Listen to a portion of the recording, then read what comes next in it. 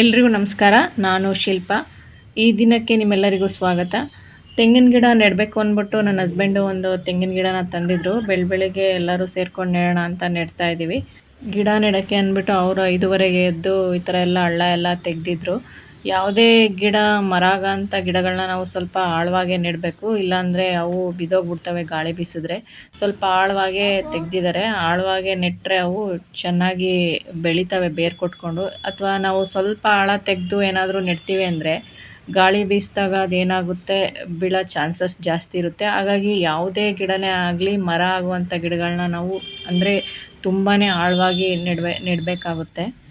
ಎಲ್ಲರೂ ಆಚೆ ಗಿಡನ ನೆಡ್ತಾ ನಿಂತ್ಕೊಂಡ್ವಿ. ಬೆಳಗ್ಗೆ ಬೇಗ ಟೈಮೇ ಆಗೋಯ್ತು. ಚಪಾತಿ ಮಾಡೋಣ ಅಂತ ಅಂದ್ಕೊಂಡಿದ್ದೆ, ಬಟ್ ಚಪಾತಿ ಮಾಡೋ ತನಕ ಟೈಮ್ ಆಗುತ್ತೆ ಅಂತ ಹೇಳಿ ಪುಳಿಯೋಗರೆ ಮಾಡಿಬಿಟ್ಟು ಕೊಟ್ಟೆ. ಮತ್ತು ಸ್ಕೂಲ್ಗೆಲ್ಲ ತಿನ್ಕೊಂಡು ರೆಡಿಯಾಗಿ ಹೋದರು.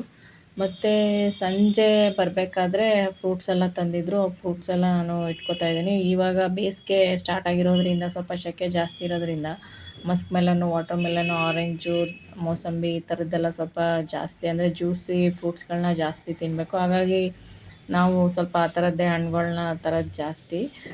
ಇವನು ಇದ್ದಾನಲ್ಲ, ಯಾವ ಹಣ್ಗಳಾದರೂ ತಿಂತಾನೆ. ಇವನು ಅಭಿ ಸ್ವಲ್ಪ ಸೆಲೆಕ್ಟೆಡ್ ಫ್ರೂಟ್ಸ್ ತಿನ್ನೋದ್ರಲ್ಲೂ ಅವನು. ಹಾಗಾಗಿ ಯಾರಿಗೇನಿಷ್ಟ ಆ ಥರ ಹಣ್ಗಳನ್ನ ತರಬೇಕಾಗುತ್ತೆ.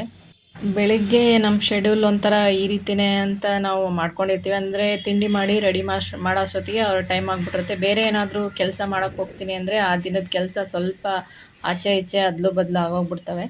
ಹಾಗಾಗಿ ಅಂದರೆ ಎಲ್ಲರೂ ಬನ್ನಿ ಗಿಡ ನೆಡೋಣ ಅಂತ ಕರೆದ್ರಲ್ಲ, ಆಚೆ ಹೋದ್ವಿ. ಆ ಥರ ಆಯಿತು. ಹಾಗಾಗಿ ಸಂಜೆ ಬಂದ ತಕ್ಷಣ ಮಕ್ಕಳಿಗೆ ಮಸ್ಕ್ ಮೆಲನ್ ಇತ್ತಲ್ಲ, ಅದನ್ನು ಕಟ್ ಮಾಡ್ಕೊಳ್ಳೋಣ ಅಂತ ಮಾಡಿಕೊಡ್ತಾಯಿದ್ದೆ. ಅವ್ರು ಸಂಜೆ ಸ್ಕೂಲಿಂದ ಬಂದಮೇಲೆ ಹಣ್ಣು ಇವನು ಒಂದು ಮಸ್ಕ್ ಮೆಲನ್ ಪೂರ್ತಿ ತಿಂತಾನೆ ಕಟ್ ಮಾಡಿಕೊಟ್ರೆ. ಹಣ್ಣುಗಳೇ ಚೆನ್ನಾಗಿ ತಿಂತಾರಲ್ಲ, ಅದಕ್ಕೆ ನಾನು ಯಾವುದೇ ಹಣ್ಣುಗಳನ್ನ ಜ್ಯೂಸ್ ಮಾಡಿಕೊಡೋದಿಲ್ಲ. ಕೆಲವು ಮಕ್ಕಳು ಹಣ್ಣು ತಿನ್ನೋದಿಲ್ಲ, ಅಂಥವ್ರಿಗೆ ಜ್ಯೂಸ್ ಮಾಡಿಕೊಟ್ರೆ ಕುಡಿತಾರೆ. ಅಂದರೆ ಮ್ಯಾಕ್ಸಿಮಮ್ ಕ್ವಾಂಟಿಟಿ ಸೇರಲಿ ಅಂದರೆ ಜ್ಯೂಸ್ ಮಾಡಿಕೊಟ್ರೂ ಪರವಾಗಿಲ್ಲ. ಈಗಂತೂ ಟೆಂಪ್ರೇಚರ್ ಜಾಸ್ತಿನೇ ಇರೋದ್ರಿಂದ ಸ್ವಲ್ಪ ಹಣ್ಣುಗಳೆಲ್ಲ ಜಾಸ್ತಿ ತಿನ್ನಬೇಕು. ಅದರಲ್ಲೂ ಮಕ್ಕಳಿಗೆ ಈ ಥರ ಜ್ಯೂಸಿ ಫ್ರೂಟ್ಸ್ನ ನಾವು ಯಾವಾಗಲೂ ಕೊಡಬೇಕಾಗುತ್ತೆ. ಹಾಗೆಯೇ ಕುಂಬಳಕಾಯಿ ಇತ್ತು. ಇದು ನಮ್ಮ ಹತ್ರನೇ ಬೆಳೆದಿದ್ದು ಕುಂಬಳಕಾಯಿ. ಸಾಯಂಕಾಲಕ್ಕೆ ಚಪಾತಿ, ಅಂದರೆ ರಾತ್ರಿಗೆ ಚಪಾತಿ ಮಾಡಿಬಿಟ್ಟು ಕುಂಬಳಕಾಯಿ ಪಲ್ಯ ಮಾಡೋಣ ಅಂತ ಎಲ್ಲ ರೆಡಿ ಮಾಡ್ಕೊತಾ ಇದ್ದೆ. ಫಸ್ಟು ಚಪಾತಿ ಹಿಟ್ಟೆಲ್ಲ ಮುಂಚೆನೇ ಕಲಸಿಟ್ಟಿದ್ದೀನಿ. ಈಗ ಕುಂಬಳಕಾಯಿ ಇತ್ತಲ್ಲ, ಅದನ್ನು ಫಸ್ಟು ನೀಟಾಗಿ ಮೇಲೆ ಎಲ್ಲ ನೀಟಾಗಿ ತೊಳ್ಕೊಬೇಕು. ಅದನ್ನು ಅಂದರೆ ಕಟ್ ಮಾಡಿದ್ಮೇಲೆ ತೊಳೆಯೋಲ್ಲ ಕುಂಬಳಕಾಯಿನ. ಫಸ್ಟೇ ಉಂಡೆ ಕುಂಬಳಕಾಯಿ ಇರುತ್ತಲ್ಲ, ಅದನ್ನೇ ಮೇಲೆ ಏನು ಕಸ ಏನಾದರೂ ಕೊಳೆ ಆ ಥರ ಎಲ್ಲ ಇದ್ದರೆ ನೀಟಾಗಿ ಉಜ್ಜಿ ನೀಟಾಗಿ ತೊಳ್ಕೊಬೇಕು.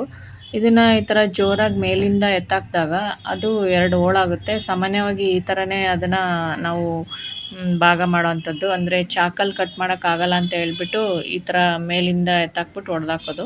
ಅಂದರೆ ದಪ್ಪ ಕುಂಬಳಕಾಯಿ ಆದರೆ ನಾವೆಲ್ಲ ಚಿಕ್ಕವರಿದ್ದಾಗ ದಬ್ ಅಂತ ಎತ್ತಾಕ್ತಾಯಿದ್ವಿ. ಈ ಥರ ಮಾಡಿದಾಗ ನೀಟಾಗಿ ಹೋಳಾಗುತ್ತೆ. ಆವಾಗ ನಾವು ಈ ಥರ ಸಣ್ಣದಾಗಿ ಕಟ್ ಮಾಡ್ಕೊಬೋದು. ಒಳಗಡೆ ಇರುತ್ತಲ್ಲ ಬೀಜ ಎಲ್ಲ ಬಲ್ತಿದ್ರೆ ಇಟ್ಕೊಂಡು ಅದನ್ನ ಒಣಗಿಸ್ಬಿಟ್ಟು ತಿನ್ಬೋದು.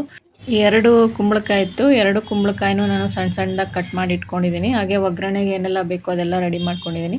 ಒಂದು ದಪ್ಪ ಕುಂಬಳಕಾಯಿ ಇತ್ತಲ್ಲ, ಅದ್ರದ್ದು ಬೀಜ ಬಲ್ತಿತ್ತು, ಅದನ್ನು ಎತ್ತಿಟ್ಕೊಂಡೆ. ಹಾಗೆಯೇ ಅದನ್ನು ಮಾಡಲಿಕ್ಕೆ ಅಂತ ಒಂದು ಗಟ್ಟಿಯಾಗಿರುವಂಥ ಪಾತ್ರೆ ಇಟ್ಟು ಅಲ್ಲಿಗೆ ಸ್ವಲ್ಪ ಎಣ್ಣೆ ಹಾಕಿ, ಎಣ್ಣೆ ಕಾದ್ಮೇಲೆ ಸ್ವಲ್ಪ ಸಾಸಿವೆ ಹಾಕಿ, ಸಾಸಿವೆ ಸಿಡಿದ್ಮೇಲೆ ಕರಿಬೇವು, ಹಸಿಮೆಣ್ಸಿನ್ಕಾಯಿ ಮತ್ತು ಬೆಳ್ಳುಳ್ಳಿ ಇದನ್ನೆಲ್ಲ ಹಾಕ್ಬಿಟ್ಟು ಒಂದು 5 ನಿಮಿಷ ಹಾಗೆಯೇ ಫ್ರೈ ಮಾಡ್ಕೋಬೇಕು. 5 ನಿಮಿಷ ಆದಮೇಲೆ ನಂತರ ಈರುಳ್ಳಿನ ಸೇರಿಸ್ಕೊಂಡು ಫ್ರೈ ಮಾಡೋವಂಥದ್ದು. ನಾನಿಲ್ಲಿ ಖಾರಕ್ಕೆ ಮೆಣ್ಸಿನ್ಕಾಯಿನೇ ಹಾಕ್ಕೋತಾ ಇದ್ದೀನಿ, ಯಾವುದೇ ಖಾರದ ಪುಡಿ ಅದೆಲ್ಲ ಹಾಕ್ಕೊಳ್ತಾ ಇಲ್ಲ. ಇದು ಕರಿಬೇವು, ಮೆಣಸಿನ್ಕಾಯಿ, ಬೆಳ್ಳುಳ್ಳಿ ಇದೆಲ್ಲ ಹಾಕಿದ್ಮೇಲೆ ಒಂದು 5 ನಿಮಿಷ ಅವುಗಳನ್ನ ಚೆನ್ನಾಗಿ ನಾವು ಬಾಡಿಸ್ಕೊಳ್ಬೇಕು. ಅದಾದ ನಂತರ ಈರುಳ್ಳಿನ ಹಾಕ್ಕೊಳ್ಳೋ ಅಂಥದ್ದು. ಈರುಳ್ಳಿ ಹಾಕಿದ್ಮೇಲೆ ಅದು ಸ್ವಲ್ಪ ಕಲರ್ ಚೇಂಜ್ ಆಗೋ ಥರ ಮಾಡಿಕೊಂಡು, ಅದಾದ ನಂತರ ನಾವು ಸ್ವಲ್ಪ ಟೊಮೊಟೊ ಕಟ್ ಮಾಡಿರ್ತೀವಲ್ಲ, ಅದನ್ನು ಕೂಡ ಸೇರಿಸ್ಕೊಂಡು ಟೊಮೊಟೊ ಸಾಫ್ಟ್ ಆಗೋ ಥರ ಸ್ವಲ್ಪ ಒಂದು 5-10 ನಿಮಿಷ ಬಾಡಿಸ್ಕೋಬೇಕು. ಇಲ್ಲಿ ನಾನು ಉಪಯೋಗಿಸಿರೋಂಥ ಹಸಿಮೆಣ್ಸಿನ್ಕಾಯಿ ತುಂಬಾ ಖಾರ ಇದೆ. ಹಾಗಾಗಿ ಒಂದು 7-8 ಮೆಣ್ಸಿನ್ಕಾಯಿನ ಉಪಯೋಗಿಸ್ಕೊಂಡಿದ್ದೀನಿ. ಇದು ಕುಂಬಳಕಾಯಿ ಗೊಜ್ಜು ಒಂಥರ ಖಾರ ಇದ್ರೇ ತುಂಬ ಚೆನ್ನಾಗಿರುತ್ತೆ. ಇದು ಒಂದು 10 ನಿಮಿಷ ಫ್ರೈ ಮಾಡ್ಕೊಂಡಾದ್ಮೇಲೆ ಸಣ್ಣದಾಗಿ ಕಟ್ ಮಾಡ್ಕೊಂಡಿರ್ತೀವಲ್ಲ ಕುಂಬಳಕಾಯಿ, ಈ ಥರ ಕಟ್ ಮಾಡ್ಕೊಂಡಿರ್ತೀವಲ್ಲ ಅದನ್ನು ಸೇರಿಸ್ಕೊಳ್ಬೇಕು. ಸೇರಿಸ್ಕೊಂಡಾದ್ಮೇಲೆ ಒಗ್ಗರಣೆ ಎಲ್ಲ ನೀಟಾಗಿ ಮಿಕ್ಸ್ ಆಗೋ ಥರ ಈ ಥರ ಮಿಕ್ಸ್ ಮಾಡ್ಕೋಬೇಕು. ಈ ಕುಂಬಳಕಾಯಿನ ನೀಟಾಗಿ ಎಣ್ಣೆಲೇ ನಾವು ಫ್ರೈ ಮಾಡ್ಕೋಬೇಕು. ಈ ಕುಂಬಳಕಾಯಿ ಕಟ್ ಮಾಡಬೇಕಾದ್ರೆ ಸ್ವಲ್ಪ ಮೇಲ್ಗಡೆ ತಿರುಳೆಲ್ಲ ಇರುತ್ತೆ, ಅದನ್ನು ತೆಗೆದ್ಬಿಟ್ಟು ಆನಂತರ ನಾವು ಕಟ್ ಮಾಡ್ಕೊಳ್ಳೋ ಅಂಥದ್ದು. ಅದು ತಿರುಳಿರುತ್ತಲ್ಲ, ಅದನ್ನು ದೋಸೆ ಮಾಡಲಿಕ್ಕೂ ಕೂಡ ಉಪಯೋಗಿಸ್ತೀವಿ. ತುಂಬಾ ದೋಸೆಗಳು ತುಂಬ ಕೂಡ ಚೆನ್ನಾಗಾಗ್ತವೆ. ಒಂದು 10 ನಿಮಿಷ ಫ್ರೈ ಮಾಡಿ ಆದಮೇಲೆ ಸ್ವಲ್ಪ ನೀರನ್ನ ಸೇರಿಸ್ಕೊಂಡಿದ್ದೀನಿ.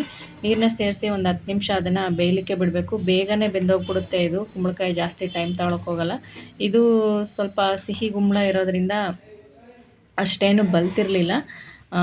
ಜಾಸ್ತಿ ಯಾವುದೇ ಆದರೂ ಅಷ್ಟೇ ಕುಂಬಳಕಾಯಿ ಜಾಸ್ತಿ ಟೈಮ್ ತೊಗೊಳಕ್ಕೋಗಲ್ಲ. ಒಂದು 10 ನಿಮಿಷದಲ್ಲೇ ಬೇಗನೆ ಬೆಂದೋಗ್ಬಿಡುತ್ತೆ. ಇವಾಗ ಸ್ವಲ್ಪ ಕುದೀತಾ ಇತ್ತಲ್ಲ, ಆವಾಗ ಸ್ವಲ್ಪ ಹುಣಸೆಹಣ್ಣಿನ ರಸನ ಸೇರಿಸ್ಕೊಂಡಿದ್ದೀನಿ. ಈ ಥರ ಗೊಜ್ಜು ಮಾಡೋಕ್ಕೆ ಸ್ವಲ್ಪ ಕುಂಬಳಕಾಯಿ ಕಾಯಿ ಥರ ಇದ್ದರೆ ಸರಿಯಾಗಿರುತ್ತೆ. ಹಣ್ಣಾಗಿದ್ದರೆ ಬಸ್ಸಾರು ಮಾಡ್ತೀವಿ ನಾವು. ಕಾಯಿ ಥರ ಇದ್ದಾಗ ಈ ಥರ ಮಾಡ್ತೀವಿ.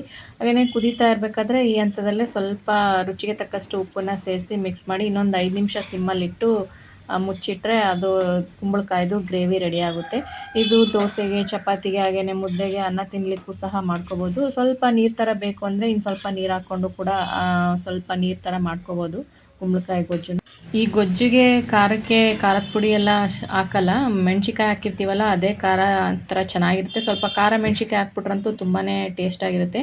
ಬೇಕು ಅಂದರೆ ಸ್ವಲ್ಪ ಕಾಯಿ ತುರಿದ್ಬಿಟ್ಟು ಕೂಡ ಹಾಕ್ಕೋಬೋದು, ಕಾಯಿನ ಜಜ್ಜಿಬಿಟ್ಟು ಕೂಡ ಹಾಕ್ಕೋಬೋದು, ಚೆನ್ನಾಗಿರುತ್ತೆ. ಹಾಗೆಯೇ ಇದಕ್ಕೆ ಚಪಾತಿ ಮಾಡ್ಕೊಳ್ಳೋಣ ಅಂತ ರಾತ್ರಿ ಮಾಡ್ಕೊಳ್ತಾ ಇದ್ದೆ. ಆ ಕಡೆ ಒಂದು ಚಪಾತಿ ಒತ್ತಾ ಇದ್ದೆ ಮತ್ತು ಈ ಕಡೆ ಬೇಯಿಸ್ಕೊಳ್ತಾ ಇದ್ದೆ. ಆ ರೀತಿ ಮಾಡ್ಕೊಂಡಾಗ ಬೇಗ ಬೇಗ ಕೂಡ ಮಾಡ್ಕೊಳ್ಬೋದು. ಮುದ್ದೆ ಅಥವಾ ಅನ್ನ ತಿನ್ಲಿಕ್ಕೆ ಬೇಕು ಅಂದರೆ ಸ್ವಲ್ಪ ನೀರು ಹಾಕ್ಬಿಟ್ಟು ಸ್ವಲ್ಪ ನೀರು ಥರ ಮಾಡಿಕೊಂಡ್ರೂ ಕೂಡ ಚೆನ್ನಾಗಿರುತ್ತೆ. ನಾನು ದೋಸೆ ಅಥವಾ ಚಪಾತಿ ಯಾವುದೇ ಮಾಡಬೇಕಾದ್ರೂ ತುಪ್ಪನೇ ಹಾಕ್ಬಿಟ್ಟು ಮಾಡೋವಂಥದ್ದು. ತುಪ್ಪ ಹಾಕಿ ಮಾಡೋದ್ರಿಂದ ಚಪಾತಿಗಳು ಸಾಫ್ಟಾಗಿ ಕೂಡ ಬರ್ತವೆ. ವಿಡಿಯೋ ಇಷ್ಟ ಆದರೆ ಒಂದು ಲೈಕ್ ಮಾಡಿ, ಸಬ್ಸ್ಕ್ರೈಬ್ ಮಾಡ್ಕೊಳ್ದೆ ನೋಡ್ತಾ ಇದ್ದರೆ ಸಬ್ಸ್ಕ್ರೈಬ್ ಮಾಡ್ಕೊಳ್ಳಿ. Thank you for watching.